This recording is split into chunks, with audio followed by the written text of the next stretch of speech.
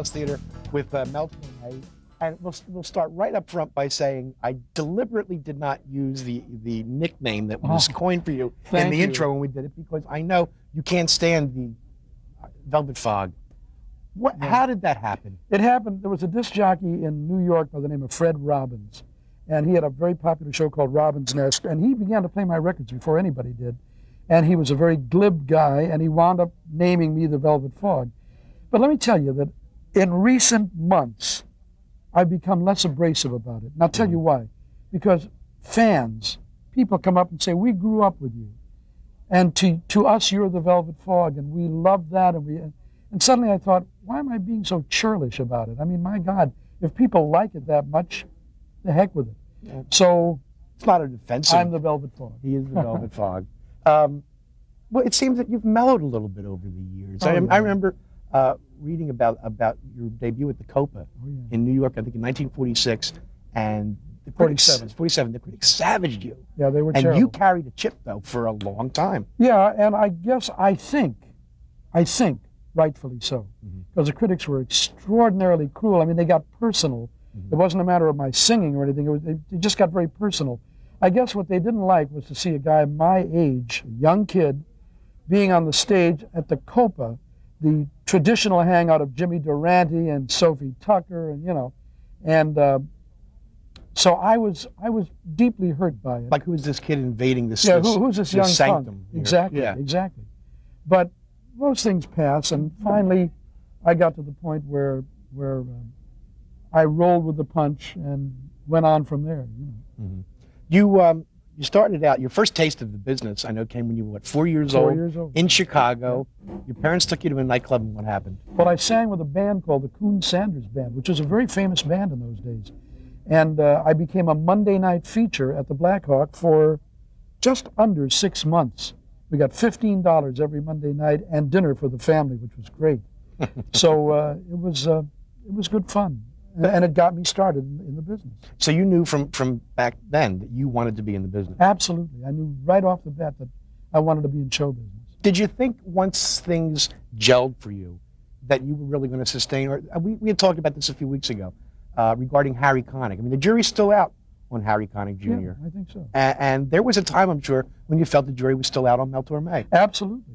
And as a matter of fact, I always believe that every career is a work in progress. It's a big, long learning curve. And I'm still learning today. I'm still learning how to sing now. And if people look at me and go, oh, come on, that's your problem, because I'm telling you point blank that I'm learning to sing. There are nights when I walk off the stage when my pianist, John Coliani, and my bass player, John Lightham, will walk over and say, hey, you sang that thing differently than we ever heard you sing it before.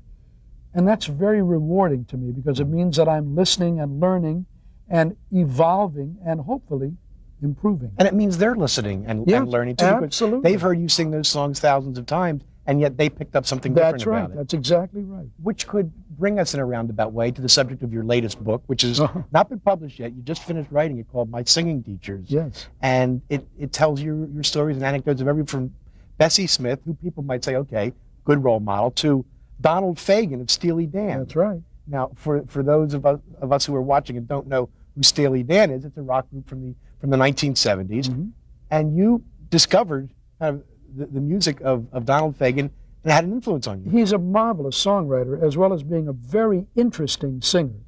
He's not a singer cast in the mold of, say, Sinatra. He's kind of a shouter, kind of shouts his songs, and I like it. I've never met the guy. There's no axe to grind here, but I think he's very, very talented. And in one of my most recent albums, I recorded 2 of his songs and loved them. So which is all part of the admonition that you say that the career is a work in progress, and that you can always learn something. You can always learn something.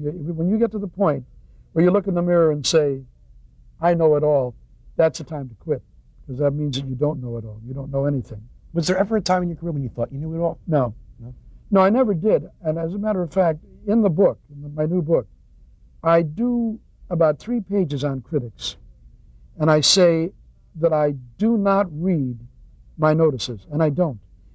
Richard Burton once said a very interesting thing. He said, I never read my press notices. He said, when they're bad, they absolutely kill me. And when they're good, they're never good enough. That kind of how you feel? Well, in a sense, yes, it is. There are a few critics in this country who have great ears, who are very qualified to judge, to criticize, whatever you want to call it, an act, a singing act, or a musician, or whatever. But I find that an overwhelming number of the people who are writing about jazz and about jazz singing are incompetent. They just don't know what they're talking about. And I always say that there is no meaner, crueler person where my act is concerned than me. I am the cruelest, meanest critic that I have. Which we saw during rehearsal. Not that you were abusive to the band, but you picked up so many little things that I think other performers would kind of let go by because they might not hear it, they might not see it. But then again, you wrote every chart. I wrote the arrangements, and when you write the arrangements and you're involved in them to that extent, then anything you hear that is untoward just jumps out and kicks you in the teeth, and you have to stop and go again. You know. But you even picked out when you were rehearsing the Christmas song. For those of you who were living under a rock, Mel wrote the Christmas song. How many years ago? Oh God, 1945. Still getting royalties from it? Oh, you bet. Okay, but you picked out one thing when one of the trombones was playing an F major when he should have been playing an F natural, and you, out of all 14 or 15 musicians up here, you picked that out. Was that something you were searching for? No, I wasn't searching for it, but I listen very closely to what the band plays, and when the band does not play the proper notes, then I have to stop them and say, look, that should be an F natural, not an F sharp, and we go again.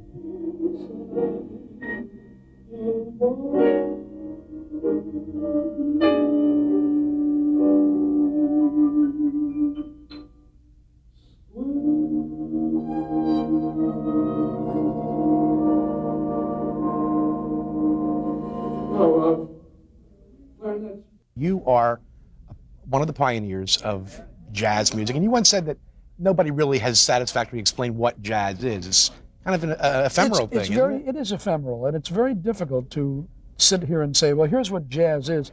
Jazz is really a feeling. It's something inside you. It's something that you're not only born with, but that you've listened to. I mean, I learned everything I know, whatever that is, by intensive listening, of gleaning, kind of some strange process of osmosis, of gleaning things from Benny Goodman and Duke Ellington and Count Basie and all those people, and then being able to exude it as a singer. Did you ever take notes? I mean, literally take notes from these guys, or were these things that just registered inside you? No, they really stayed in my head. And I think that, generally speaking, that everything that I've ever learned has come from, as I say, ingesting it and then having it come out through my mouth. And we were talking about careers and longevity. There was a time back in the 50s when you were ready to cash it in. As far as show business was concerned. You wanted to become an airline pilot. That's right. I was going to. You were close. I was very close. I was a private pilot, and I got pretty disgusted with the music that was being played, what the radio stations were doing, not playing the middle-of-the-road artists, but playing mainly rock and roll. And I finally thought, well, I've had a good run. God's been very good to me. The public has been very good to me. Now I'm going to become an airline pilot. And I went to several ground schools. But the thing is, I was being foolish for two reasons. Number one, I was too old to ever sit in the left seat. I might have become a co-pilot, but I could never become a captain at my age. I think I was 45 or 50, something like that then. So that was that. And I couldn't see having a career in which I couldn't at least be a captain, you know. Could you imagine that? Could you imagine the flight attendants making the announcement of departure? You know, you're a captain this evening. It's Mel Torme. I could sing the departure. Because there's got to be some wise guy who's going to get up and yell, "Oh yeah, who's the co-pilot? Dean Martin." Yeah. That is wild. So obviously you reached a point where you said, "This isn't going to work." Well, let me tell you what else happened. Johnny Mercer was a very good example of a guy who came in to see me at the maisonette room of the St. Regis Hotel in New York, and he saw my act, and he was such a kind, good, wonderful man. And I told him what I was planning, and he said, no, look, he said, the pendulum is over here. It will swing back. Be patient. keep singing. You were meant to sing, not to fly airplanes. And, you know, well, it did me a lot of good. I hung in there as best I could. Work was not exactly in great profusion, but I did hang in there.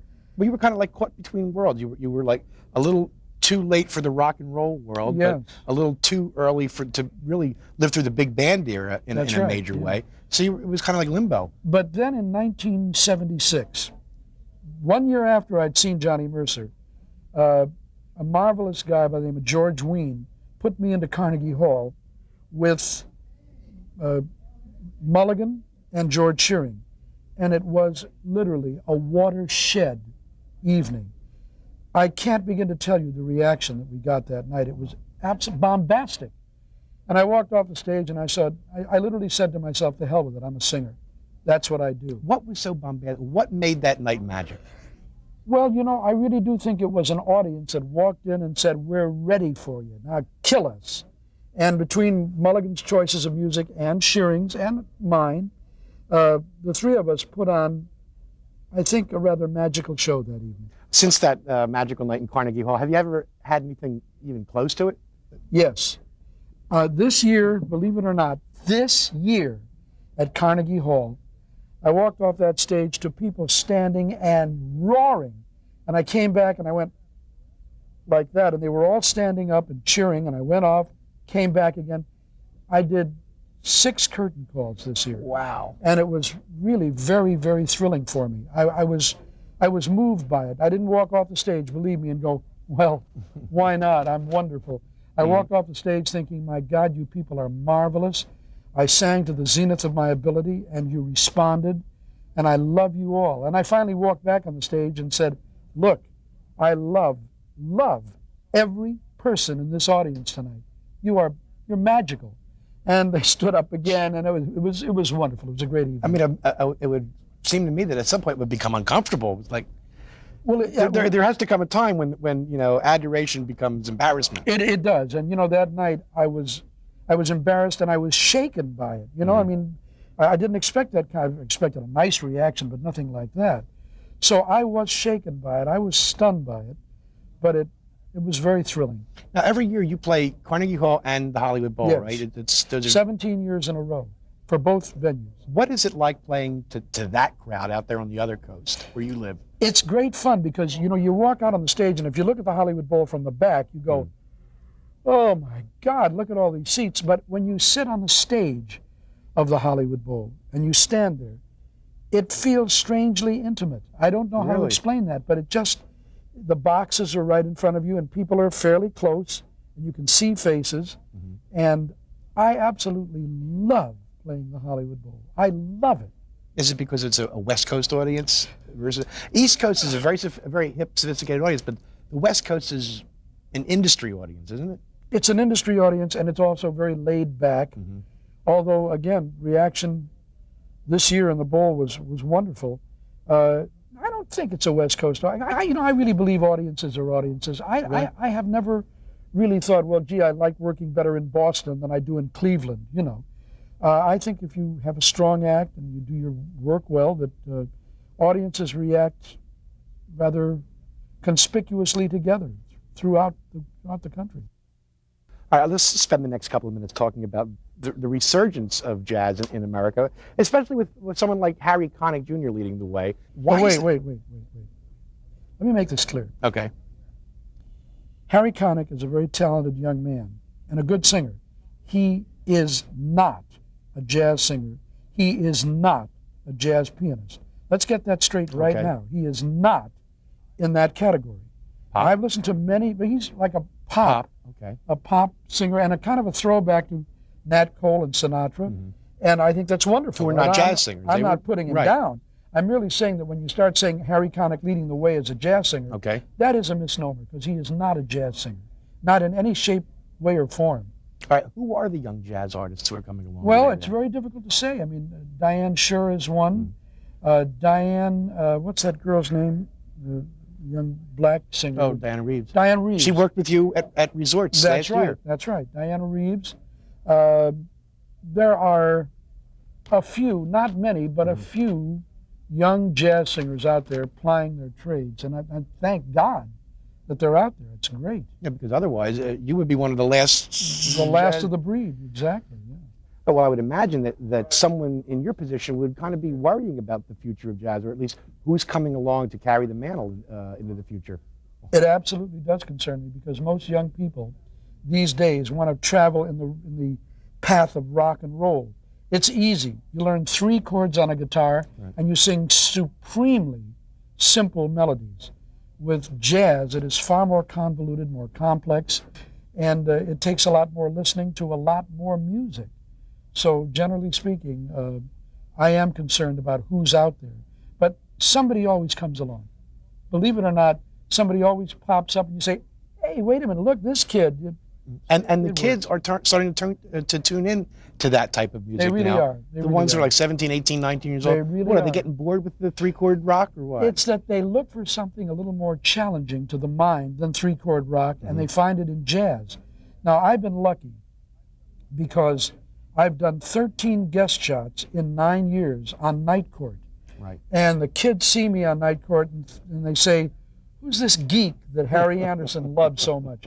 So they come to my concerts, and they come to my concerts, and they come to my concerts. And I am seeing, in the last 6 to 7 years, an enormous amount of young people in my concerts. Really, more than just a little smattering. I mean, a real plethora of young people. And I love it. I mean, I'm thrilled to death that they're there. Because you've got, hundreds and hundreds of charts that to them are brand new songs. That's right. They're all brand new. Does that make you sing them a different way, or sing them with a renewed vigor when you see a younger audience? Well, no, because when I go on a stage, I have an imaginary slot right here. And I program it with software. And what the software says is, hey, Mel, pay attention. You've sung these songs hundreds of times, but these people out here may be seeing you for the very first time. So to them, this is all fresh and brand new. So you sing it as fresh and brand new as you can, and that's what I do. I really work hard at concentrating on what I sing. I never sing by rote. There are some singers who do, but I don't. And it works. And some of the performers can phone it in, and the audience, not being that hip, will accept it. Yeah. But the performer also has to go to bed with themselves. That's why you have to look in the mirror in the morning. I wouldn't like to be that performer. Well, I'm glad you're not. Mel, thanks so much for spending some time with us. Continued success. Take care of yourself. We'll be back right after this. And a wonderful fling to be born, and even when I'm old and gray, I'm gonna feel the way I do today. God, you make me feel so. You make me feel so. You make me feel so young. There are songs to be sung.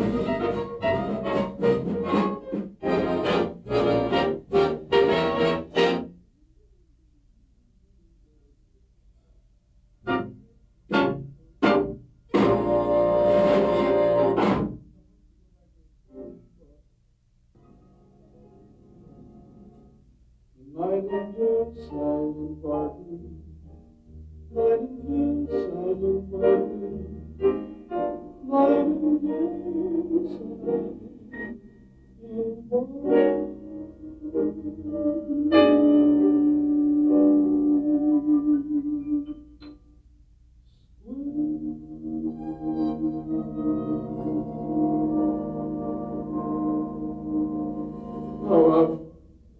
Clarinet, she just played the last 2 bars.